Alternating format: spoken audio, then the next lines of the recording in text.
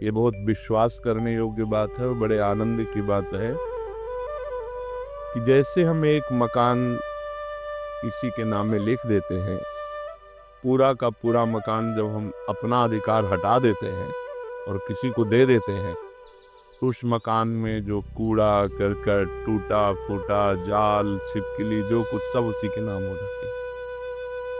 अब उस मकान की सुधार और सफाई का भार उस पर नहीं रहा, उस पर रहा जिसको समर्पित कर दिया गया। ऐसे ही अपने जीवन को भगवान के चरणों में समर्पित कर दिया तो काम, क्रोध आदि गंदगी, नाना प्रकार के दोष, और बहुत टूटा फूटा मकान है, बड़ी गंदगी है इस मकान में, पर एक गुंजाइश है समर्पण करने की, और समर्पण करने का योग भी उन्होंने बनाया, तो अब हम समर्पण कर देते हैं। तो अब हमारी जिम्मेवारी नहीं रही कि हम इसका सुधार करें या इसमें सफाई करें।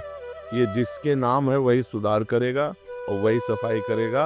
अर्थात उपासक को अब किसी अन्य भरोसा, आशा का आदर नहीं करना चाहिए कि हम किसी की खोज करें कि कोई हमें दिव्य बना दे। अब हमने अपने जीवन को भगवान को समर्पित कर दिया, अब वो जैसा रखें। अगर हमें वो गंदा रखकर राजी हैं तो हमें अच्छा नहीं होना, अगर वो हमें अच्छा रखना चाहते हैं तो गंदा कर कौन सकता है।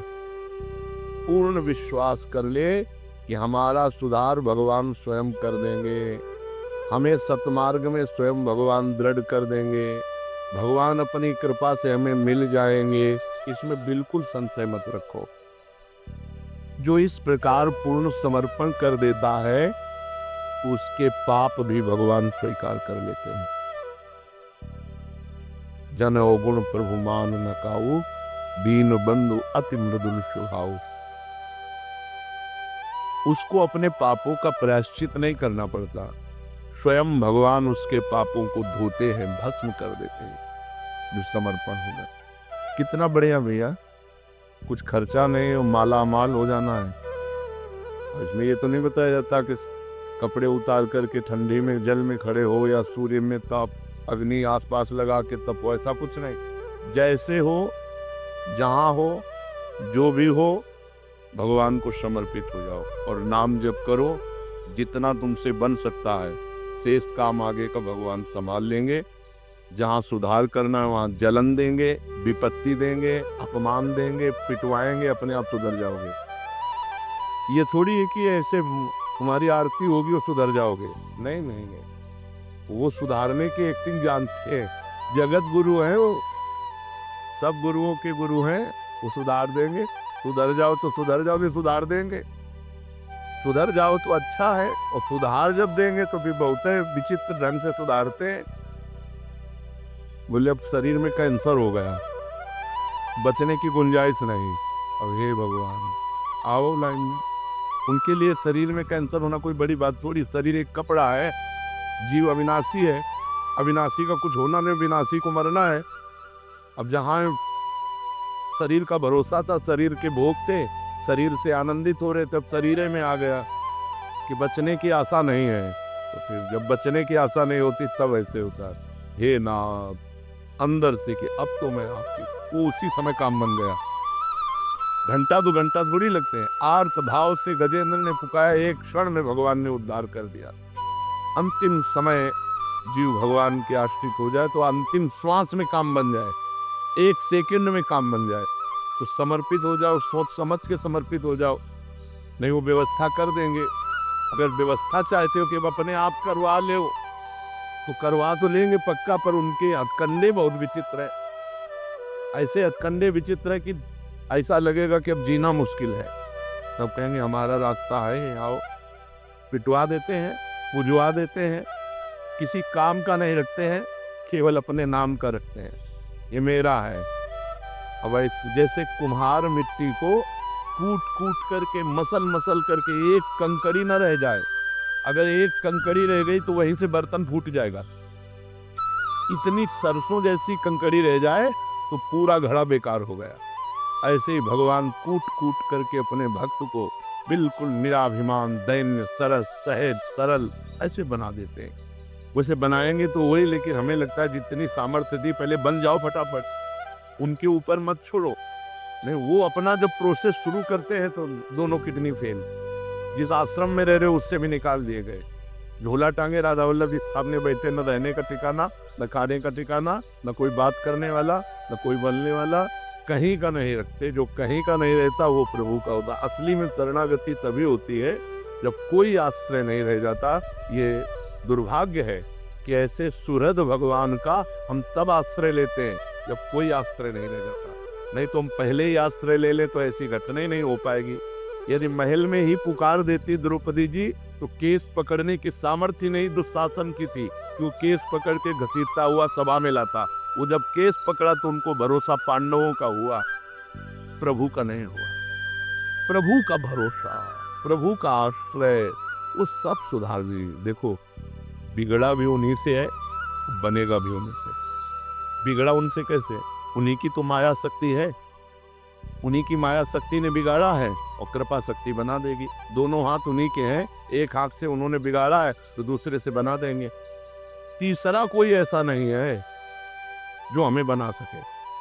उनके एक हाथ ने बिगाड़ा है वाम मार्ग, उनके विरुद्ध चलने वाले हमारी जो इच्छा है वही हमें बिगाड़ दी। ये इच्छा माया से जागृत हुई है।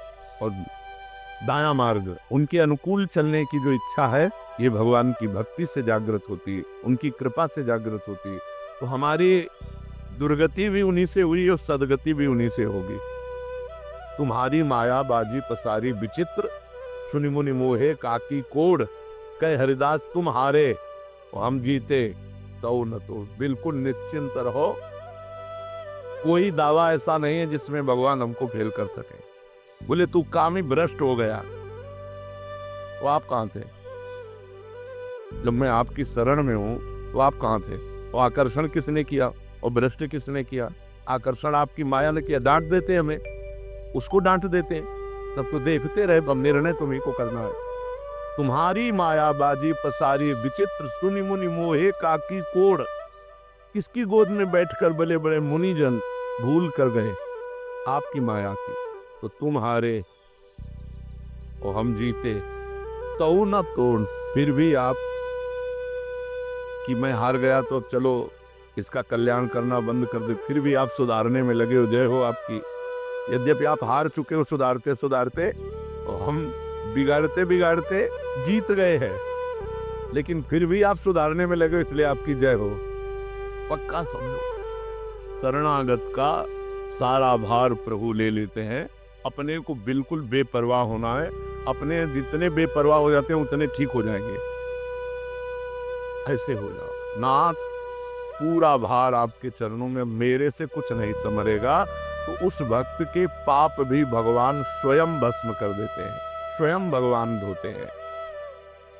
ये भोग वासना भरे हृदय से समर्पण हो जाए तो क्या भगवत प्रेम मिल जाएगा? हमारे हृदय में भोग वासनाएं हैं, बड़ा गंदा है। और ऐसे ही हृदय से ऐसे समर्पण करने तो भगवान मिल जाएंगे, प्रेम मिल जाएगा।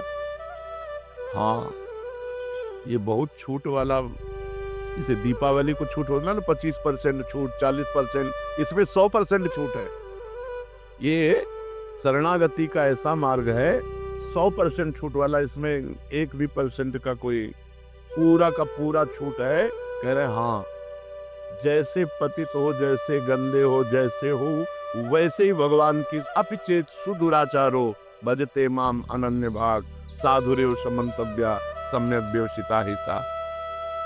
जिसने ईमानदारी से अपने आप को भगवान के चरणों में समर्पित कर दिया, उसकी आसक्ति, उसकी वासना, उसकी कामना स्वयं भगवान ले लेते हैं, स्वयं भगवान ले लेते हैं, अपने चरणों में आसक्ति करा देते हैं और भगवत सुख की वासना जागृत कर देते हैं और अपने मिलन की कामना जागृत कर देते हैं। आसक्ति अपने चरणों की, वासना भगवदानंद की, कामना भगवत मिलन की। ये शरणागति की आसक्ति, वासना, कामना ये भगवान बदलते हैं। बोले हमारी तो नहीं बदले। चुप रहो, चिंता मत करो, कोई घाटे में थोड़ी हो। नहीं बदले तो घाटे में तो हो नहीं। शरणागत हो गए हो तो अब संशय मत करना कि मैं हुआ हूं कि नहीं हुआ हूं, ऐसा मत करना। मैं शरणागत हूं, हृदय से पक्का विश्वास, प्रभु का शरणागत हूं, बस दे। गुरुदेव भगवान ने एक बार कहा, तुम चिंता क्यों करती हो प्रिया प्रीतम का शरणागत। ये सुनकर अपार सुख हुआ कि हम तो शरणागत जो हैं जैसे हैं, लेकिन मेरे गुरुदेव कहते हैं कि वो प्रिया प्रीतम का शरणागत है। अब हमें चिंता की बात नहीं, अब हमारी कोई चिंता की बात नहीं। हम तो कहते ही शरणागत है और गुरुदेव ने कह दिया वो प्रिया प्रीतम का शरणागत है, तुम्हें चिंता करने की बात नहीं। तो गुरुदेव ने मेरा सारा भार प्रिया प्रीतम को दे दिया। अब वो जिम्मेवारी देखें, हमारी थोड़ी जिम्मेवारी कोई है। तो हम अपनी शरणागति पर कभी प्रश्नवाचक चिन्ह न लगावें कि पता नहीं हमारी उस कोटि की शरणागति है कि नहीं, जिस कोटि में भगवान ऐसे कामना वासना आसक्ति का परिवर्तन कर देते हैं। कोटि वोटि हम नहीं जानते, हम जितने हैं जैसे हैं आपके हैं। हे प्रभु, जो कमी हो, जहां कमी हो, जैसे दूर करना हो आप कर लो, मैं आपकी शरण में हूं। शरणापन्न भक्त को कोई कर्म करना चाहिए, हाँ, वो अथक परिश्रम करता है, वो कायर थोड़ी होता है। शरणागत भक्त अथक परिश्रम करता है, रात दिन प्रभु की आज्ञा का पालन करने के लिए वो सेवा में तत्पर रहता है। वो कायर नहीं होता कि बैठा है पैर पे पैर चढ़ाए और प्रभु की शरण, ऐसा नहीं है। जो दिनचर्या है, जो कार्य है, वो तत्परता पूर्वक करता है, पर वो कार्य करता नहीं है। वो देख रहा है भगवान यंत्रवत मेरे से करवा रहे हैं, उसका कोई फल, उसकी कोई कामना नहीं, कोई वासना नहीं। उसके कर्म भाव से होते हैं, प्रातः से लेकर शयन तक। उस पर इतनी भगवान की कृपा होती है कि स्वयं भगवान प्रतिपल उसके समीप रहते हैं, उसकी चिंता करते हुए। ये शरणागति का आनंद है, प्रतिपल भगवान समीप रहते हैं उसकी चिंता करते हुए। भगवान का हृदय उमड़ता रहता है उसके प्रति, ये मेरा है, मेरे को समर्पित है। जीव मात्र में भगवान की प्रीति है, सम्मम प्रीत सम्मम उपजाए। पर भगवान संग का और कृपा का अनुभव उसे ही कराते हैं जो शरणागत है। सब पर भगवान की प्रीति है, सब मम प्रिय सब मम उपजाए। तो कहते हैं मामेव ये प्रपद्यन्ते, तो माया में ताम तरंते, माया से वही तर सकता है जो मेरी शरण में आ गया। मामेव ये प्रपद्यन्ते, भगवान कहते हैं मत चित्ता मत प्रसादात सर्व दुर्गाणि तरिष्यति, जिसने मेरे को चित्त दे दिया तो मेरी कृपा से वो समस्त दुर्गुणों से पार हो जाता है। कहते हैं कि भगवान के एक बार सन्मुख हो जाओ तो सारे पाप भस्म हो जाते हैं। तो ये एक बार सन्मुख होना क्या है? अपने को पापों से बचाकर, आसुरी भाव का आश्रय छोड़कर, माया के द्वारा अप्रेत ज्ञान को सत्कर्म और उपासना में पुनः करना भाव, अंदर का भाव समझो। इसमें जो लिखा है वो तो अंदर का भाव समझो। हे भगवान, आज तक तो मैं भटकता रहा, अब मैं आज आपकी शरण। ये सन्मुखता हो रही है अंदर से। हे भगवान, आज तक भटकता रहा, कहाँ कैसे सुख मिले, कैसे शांति मिले, कैसे आनंद मिले, दया निधान, जीवन बर्बाद हो गया, कुछ लाभ नहीं मिला, अब मैं आपकी शरण। यह सन्मुखता। जीव संसार से पीठ करके जब भगवान की तरफ होता है, उसमें समस्त भागवतिक सद्गुण जागृत होने लगते हैं और उसी क्षण सन्मुख होए जीव मोहि जबहि, जन्म कोटि अगनासों तवहि, करोड़ों जन्मों के पाप नष्ट कर देते हैं। तो बोले फिर भोग क्यों भोगना पड़ता है? तो कर्मों का नहीं भोगना पड़ता, वो प्रारब्ध भोगना पड़ता है। संचित कर्म भस्म हो गए, क्रियमाण निष्फल हो गए, लेकिन प्रारब्ध जो जिससे शरीर रचा गया था, शरणागत आज हुए हो और शरीर बहुत पहले रचा गया था, तो रचने के समय जो कर्म रखा गया कि इसमें आपको ये दुख मिलेगा, इसमें आपको ये सुख मिलेगा, वो शरणागत होने पर, सन्मुख होने पर भी आपको भोगना पड़ेगा। अवश्य में भोक्तव्यम प्रारब्ध भोग भोगना पड़ता है। नहीं तो किसी को संशय हो जाएगा कि जब करोड़ों जन्मों के पाप भगवान की सन्मुखता में नष्ट हो गए तो वर्तमान में उसको दुख क्यों भोगना पड़ रहा है। क्योंकि वर्तमान शरीर की रचना जब हुई थी तब वो शरणागत नहीं था। वर्तमान शरीर की रचना होते समय उसके सुख दुख वाले शुभ अशुभ कर्म निश्चित करके शरीर की रचना की गई। तो जब अब शरणागत हुआ है तो संचित कर्म भस्म हो गए, क्रियमाण निष्फल हो जाएंगे, वो आपको बांधेंगे नहीं, लेकिन प्रारब्ध आपको भोगना पड़ेगा। इसीलिए बड़े बड़े सिद्ध संतों के भी जीवन में प्रारब्ध भोग आता है। तो प्रारब्ध को भोगते हुए भगवान की शरण में रहो, निश्चिंत रहो, निर्भय रहो, व नाम न भूलो। नाम भूलने वाले ये शरणागति के भाव को धारण नहीं कर पाएंगे। और इस पर हम कोई गुंजाइश नहीं रखना चाहते कि हम भगवान को भूले हैं तो चलेगा, क्योंकि हम भगवान की शरण में नहीं। तो ऐसे रहो, भगवान की शरण में रहो। भजन में त्रुटि आने पर भगवान से भी हम लड़ जाएंगे। एक बात और समझ लो, शरणागत है, सब कुछ आपका है, लेकिन आपकी यदि स्मृति में अंतर पड़ा फिर हम इस बात में नहीं कि चलेगा, नहीं, इस पर नहीं चलेगा। एक चीज पे जीवन भर हमको लड़ना है।